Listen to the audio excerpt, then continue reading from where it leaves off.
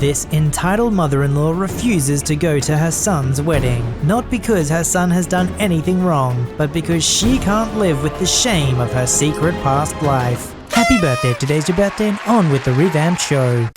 The cast: MIL, my mother-in-law Karen; SIL, crazy sister-in-law; SIL2, my other younger sister-in-law; hubby, my husband; SM, hubby's stepmom; SF, hubby's stepdad. A bit of background: this happened pre-virus around August of 2019. I, 22 female, was 9 months pregnant with our son at the time of our wedding. My MIL is a literal Karen. That is her real name, and she lives up to it. On top of that, my sister-in-law, 19 female, has taken after her mother unfortunately, and is the same level of crazy. My husband, 25 male, doesn't get along with them either, and they always end up arguing and yelling at each other. Yeah, I've asked him why he hasn't just cut them off, because at this point they have no happy times together ever. It's just incoherent screaming and crying 95% of the time. He says he hasn't cut them off yet because of his other sister. My SIL2, age 10 female. He loves SIL2, but recently she's turning more and more like her mother as well, and pushing hubby away. MIL has even coached her to make nasty remarks about hubby's dad to him, who she didn't even know because they don't have the same father. Now, the story. I'm American and living in the UK, and needed a spouse visa to be able to stay with hubby, so we were hastily planning a wedding before our son was born. As I was about to be sent back to America due to my student visa expiring, I needed my new visa ASAP. So it was a little city hall wedding with 2 guests allowed. Since none of my family live in the UK, hubby invited his 2 parents, of course, MIL and FIL. Fine by me. His dad is cool and I could handle dealing with MIL for 20 minutes. When hubby told his mother that he was inviting her and his dad to the wedding, she flipped her crap. She started screaming at hubby, saying things like, "I'm not standing next to that awful man. He threatened my life. I don't want to be anywhere near him for any amount of time. I don't feel safe near him." Yeah, note that FIL is one of the nicest people I've met, and it's actually MIL who has not only threatened FIL's life and nearly ran him over in her car. They divorced many years ago when hubby was still a kid. She cheated. They're both remarried now and have nothing to do with each other, though when hubby brought this up with FIL, he said he would have been fine just standing next to MIL for a 20-minute ceremony. They wouldn't even have to speak to each other. Hubby came back to MIL and told her, "Well, that's who I want at our wedding. If you can't stand there and be civil for 15 to 20 minutes, then just don't come. I'll invite SM, stepmom, FIL's wife instead." This led to MIL sobbing again. Hubby just didn't care and walked out. She then turned to me and asked how could he ask her to stand next to such an awful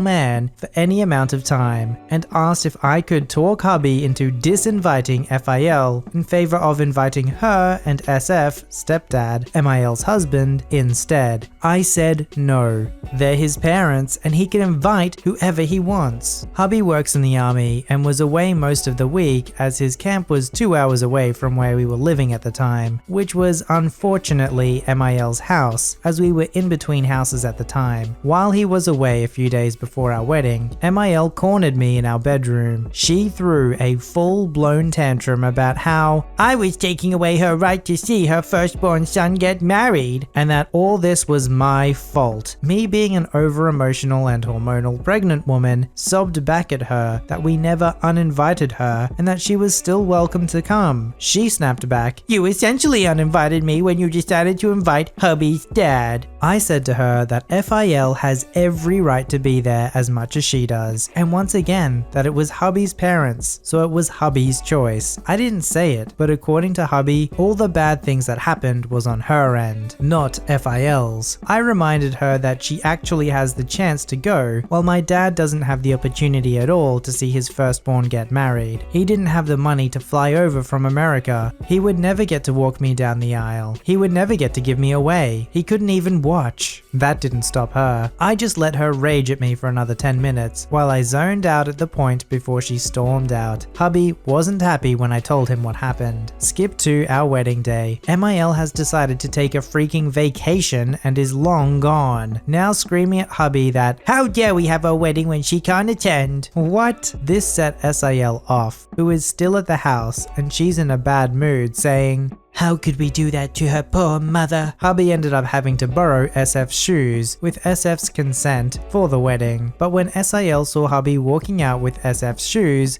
she exploded in the same way MIL does and shouted at him about what a degenerate he is, and he can't just steal shoes from his stepdad when they aren't home. This led to a big argument with her and hubby. On our wedding day, mind. We left the house with hubby ticked off. The nerve of SIL to scream at him on his wedding day over something not only trivial, but something he had permission to do is something I've never gotten over. She never even apologized to this day. The ceremony was short and sweet, but still the happiest day of my life. FIL and SM attended, and they took us out for a fancy lunch. Then we parted ways, so hubby and I could enjoy the day together. Hubby and I went to get dessert at a nice gelato shop, and it was going well. While we were there, we updated our social media statuses to married. Not a good idea apparently, because while we were sitting there enjoying our gelato, hubby's phone rang, and it's none other than MIL. Hubby picked up thinking it was going to be her congratulating us, but I knew better. Immediately, she began screaming at us again, which drew the attention of others in the shop, saying how could we do this to her yet again on her special day, knowing well she couldn't even be there with us. Confused, hubby asks what we've done this time to set her off. It was my right to tell the family my son is married, and you took that away from me too. I had to hear it from my sister that you already updated your FB status, and now the surprise is ruined. I already couldn't come because she, referring to me, didn't invite us. Hubby just hung up. She's fake AF. She tries to act nice, but I can still see the resentment she has for me, because apparently it was my fault she couldn't stand next to the man she cheated on for less than 20 minutes for her son's sake. I just want to cut her off, but hubby keeps saying yes when she asks to come over. I ask him why, and he just says, I don't know why I keep letting her in. So now she's coming over this weekend, and quite honestly, I might snap at her for the comments she made about our son. No happy ending. She's still in our lives because hubby can't cut her off for some reason. Maybe it's just because she's his mum, despite all them doing is fighting and leaving him ticked for the rest of the day. I expect there to be fighting when she comes over, to be honest, but I have made it clear I am not going with him when he goes to visit her, and neither is our son. He can go alone. She undermines our parenting, and our son always comes home ill after being over there. I would never force hubby to cut her off. I don't know how a mother-child bond feels, as I didn't have a mum. I can't even imagine how he feels. Weddings really do seem to bring the best out of people, don't they? And by best, I mean worst. I think the mother-in-law just probably couldn't handle the guilt that she cheated on her husband. I don't know if the father-in-law has forgiven her, or if it's just that he's dealt with it and processed it, so he's obviously mature enough to stand there for 20 minutes and handle her, who was the one who cheated on him, but she obviously has such overbearing guilt that she can't even be in the same room as him for 20 minutes. And on top of that, she has the nerve to then blame everyone else as if she's somehow not invited. Well, number one, perhaps start off by not cheating on your partner, and number two, if you make mistakes like that, actually own up to them, and when others are still willing to invite them into your life, stop blaming them for not getting things 100% your way.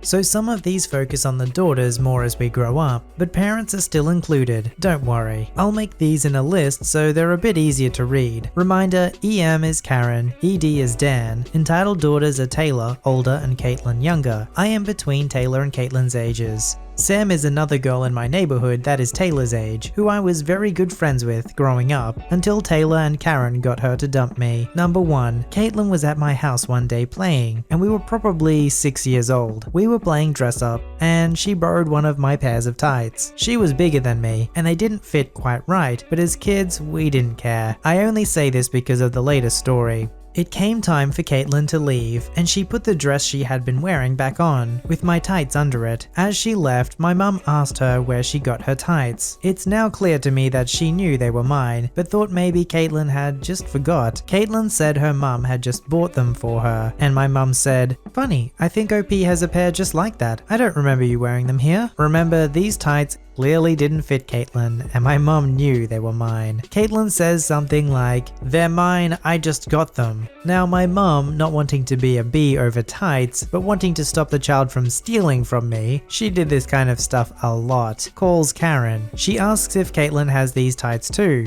and she says, "Of course, the butterfly ones, I got those for her, she loves the blue." The butterflies on the tights were yellow. My mum asked Caitlin to take them off in the bathroom and bring them out so we could see if they were mine, and she maybe mixed them up. My mum has written my name on the tag, and when Caitlin brings them out, there was my name. My mum asked Caitlin to leave them there, and she refuses, saying they were hers and I wanted to steal them. Then Karen shows up, and my mum explains what's going on. Karen accuses my mum of writing my name on her daughter's tights. My mum asks them to leave, and refuses to give them the tights. While these are probably $3 tights, my mum says it's the principle of it. They both lied, and instead of teaching Caitlin right from wrong, EM encouraged the behavior. Remember when I said, last post, that Caitlin turned out to be a pathological liar? Yep. Number 2. In high school, me, freshman, Taylor, sophomore, I ended up with a math class with Taylor. She wanted me to cheat on a test with her. It was a take-home test we were told not to work on with anyone. I am a rule follower. It should also be mentioned that I had already gotten crap from her for being in this class. I was supposed to be a grade below, and was in an accelerated math program, essentially placing me in a math class 2 years ahead. I had an A in the class, she had a C. This made her furious. So after class, she came up to me and asked if I would work on the test with her. I said no, I wanted to work on it on my own, like we're supposed to. She kept begging me, saying she could help me, and that it would be so much better for me to have her help. I said no, I appreciate her help, but I'd rather work at my own pace and figure things out on my own. She said, "Okay, just call me stupid, why don't you? Screw you, I'm not walking home with you." I said, "Okay, that's fine, see you tomorrow," and went to my last block. After that, I left school. We usually had a group text where we asked who was walking home and walked in a group, but today I knew it was just me and Taylor from that group who would be walking home. I texted another friend from a street nearby, and she said she would like to walk with me. We didn't usually walk together, as we were only kind of friends, but it worked out that day. I told her what happened with Taylor on the way, and we both laughed about how crazy she was being. We are about a quarter of the way home when my phone starts ringing. I look and it's Taylor. I ignore it. I was not about to deal with her bullcrap. She called again, and I ignored it again. I was in conversation with my friend and didn't notice it ring 5 more times. We now are about 2/3 of the way home, and I hear screaming behind me. We both spin around and see Taylor, red-faced and running after us up a hill. I turn around and say to my friend, "Should we wait?" And she told me it was up to me. Mind you, at this point, I was so done with her. This girl always insulted me and stuff. So I said, "Let's keep walking," and we did. I hear Taylor scream, "Sure, keep walking, you bee. I'm telling on you." Yes, she was telling on me in 10th grade. I get home and tell my mum what happens in preparation of what I knew was coming. Sure enough, the next time my mum sees Karen, she is asked, "Does OP not walk with Taylor anymore? I heard she kicked her out of the walking group today." My mum tells her what happened, and Karen says, "Well, maybe OP should help Taylor with her test. If a teacher gives a take-home test, they have to know kids will cheat. Besides, Taylor needs help, and your daughter doesn't deserve to be in that class. It's my daughter's level, and she makes Taylor feel bad by being good in that class. Just help her. It's only right." Sound familiar? My mum said in no way would I be doing that, and that if Taylor actually wanted to walk with me, she shouldn't have said she didn't want to.